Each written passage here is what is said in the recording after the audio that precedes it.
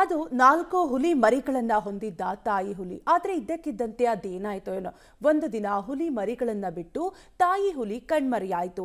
ತಾಯಿ ಇಲ್ಲದೆ ಅನಾಥವಾದ 4 ಹುಲಿ ಮರಿಗಳನ್ನ ಅರಣ್ಯ ಇಲಾಖೆಯಿಂದ ಯಾವುದೇ ಹಸ್ತಕ್ಷೇಪ ಮಾಡದೆ ಸ್ವಾಭಾವಿಕವಾಗಿ ಸಂರಕ್ಷಿಸಿ ಸ್ವತಂತ್ರವಾಗಿ ಬದುಕುವಂತೆ ಮಾಡಿರುವ ಯಶೋಗಾಥೆ ಇಲ್ಲಿದೆ, ನೀವೇ ನೋಡಿ. 4 ಮರಿ ಬಿಟ್ಟು ಹುಲಿ ತಾಯಿ ದಿಢೀರ್ ನಾಪತ್ತೆ. ತಾಯಿ ಆಸರೆ ಇಲ್ಲದೆ ಬೆಳೆದ ಮರಿಗಳ ಯಶೋಗಾಥೆ. ಅರಣ್ಯ ಸಿಬ್ಬಂದಿ ಕಾಳಜಿಯಲ್ಲಿ ಬೆಳೆದ ಹುಲಿ ಮರಿಗಳು. ಬಂಡೀಪುರ ರಾಜ್ಯದಲ್ಲೇ ಅತಿ ಹೆಚ್ಚು ಹುಲಿಗಳಿರುವ ತಾಣ. ಪ್ರಸ್ತುತ 200ಕ್ಕೂ ಹೆಚ್ಚು ಹುಲಿಗಳಿರುವ ಈ ಅರಣ್ಯದಲ್ಲಿ ವರ್ಷದಿಂದ ವರ್ಷಕ್ಕೆ ಹುಲಿಗಳ ಸಂಖ್ಯೆ ಹೆಚ್ಚಾಗ್ತಾ ಇದೆ.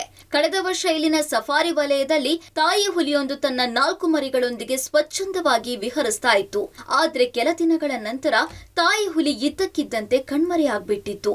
ಅನಾರೋಗ್ಯದಿಂದ ಅಥವಾ ಬೇರೆ ಹುಲಿಯೊಂದಿಗೆ ಕಾದಾಟದಲ್ಲಿ ಮೃತಪಟ್ಟಿರಬಹುದು ಅಂತ ಶಂಕಿಸಲಾಗಿತ್ತು. 4 ಹುಲಿ ಮರಿಗಳು ತಾಯಿ ಇಲ್ಲದೆ ಅನಾಥವಾಗಿದ್ವು. ಒಂದೆಡೆ ತಾಯಿಯ ಹಾಲೂ ಇಲ್ಲ, ಇನ್ನೊಂದೆಡೆ ಬೇಟೆ ಆಡುವ ಕಲೆಯನ್ನ ಸಂಪೂರ್ಣವಾಗಿ ಅರಿಯದ ಮರಿಗಳು ಅಕ್ಷರಶಃ ತಪ್ಪಲಿಗಳಾಗಿದ್ವು. ಹುಲಿ ಮರಿಗಳ ಸಂರಕ್ಷಣೆಯೇ ರೋಚಕ. 8 ತಿಂಗಳ ಶ್ರಮದ ಫಲವಾಗಿ ಬದುಕಿದ 4 ಹುಲಿಗಳು. ತಾಯಿ ಹುಲಿ ನಾಪತ್ತೆಯಾಗ್ತಾ ಇದ್ದಂತೆ ಅರಣ್ಯ ಇಲಾಖೆ ಹುಲಿ ಮರಿಗಳನ್ನ ರಕ್ಷಿಸಿತ್ತು. ಮೃಗಾಲಯಕ್ಕೋ ಅಥವಾ ಪುನರ್ವಸತಿ ಕೇಂದ್ರಕ್ಕೋ ಸ್ಥಳಾಂತರ ಮಾಡಿದ್ರೆ 4 ಹುಲಿ ಮರಿಗಳು ಬದುಕಿ ಉಳಿಯುವ ಸಾಧ್ಯತೆ ತೀರಾ ಕಡಿಮೆ ಇತ್ತು. ಈ 4 ಮರಿ ಹುಲಿಗಳನ್ನ ಉಳಿಸೋದು ಅರಣ್ಯ ಇಲಾಖೆಗೆ ದೊಡ್ಡ ಸವಾಲಾಗಿತ್ತು. ಗಟ್ಟಿ ನಿರ್ಧಾರ ಮಾಡಿದ ಬಂಡೀಪುರ ಅರಣ್ಯಾಧಿಕಾರಿಗಳು 4 ಹುಲಿ ಮರಿಗಳನ್ನ ಇರುವ ಸ್ಥಳದಲ್ಲಿಯೇ ಸಂರಕ್ಷಣೆ ಮಾಡೋದಕ್ಕೆ ತೀರ್ಮಾನಿಸಿದ್ರು. ಈ ಮರಿಗಳು ಇರುವ ಪ್ರದೇಶದಲ್ಲಿ ಸಫಾರಿ ಸ್ಥಗಿತಗೊಳಿಸಿದ್ರು. 8 ತಿಂಗಳ ಕಾಲ ಪ್ರತಿದಿನ ಕ್ಯಾಮೆರಾ ಟ್ರ್ಯಾಪ್ ಹಾಗೂ ಥರ್ಮಲ್ ಡ್ರೋನ್ ಮೂಲಕ ಹುಲಿ ಮರಿಗಳ ಚಲನಾವಲನಗಳ ಬಗ್ಗೆ ಗಮನ ಇಟ್ಟಿದ್ರು.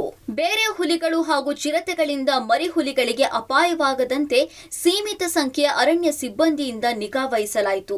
ಮರಿ ಹುಲಿಗಳು ನಿಧಾನವಾಗಿ ಬೇಟೆಯಾಡುವ ಕಲೆ ಕರಗತ ಮಾಡಿಕೊಂಡ್ವು. ತಮ್ಮ ಆಹಾರವನ್ನ ತಾವೇ ಹುಡುಕೊಂಡು ಇದೀಗ ಸ್ವತಂತ್ರವಾಗಿ ಬದುಕುವ ಮಟ್ಟಕ್ಕೆ ಬೆಳೆದಿವೆ. ಒಂದು ಹುಲಿ ಈಗಾಗಲೇ ಬೇರ್ಪಟ್ಟಿದ್ದು, ಉಳಿದ 3 ಹುಲಿಗಳು ತಮ್ಮದೇ ಆದ ಟೆರಿಟರಿ ಗುರುತಿಸಿಕೊಳ್ಳುವ ಮಟ್ಟಕ್ಕೆ ಬೆಳೆದು ನಿಂತಿವೆ. Vijay Kumar, public TV, Chamarajanagar.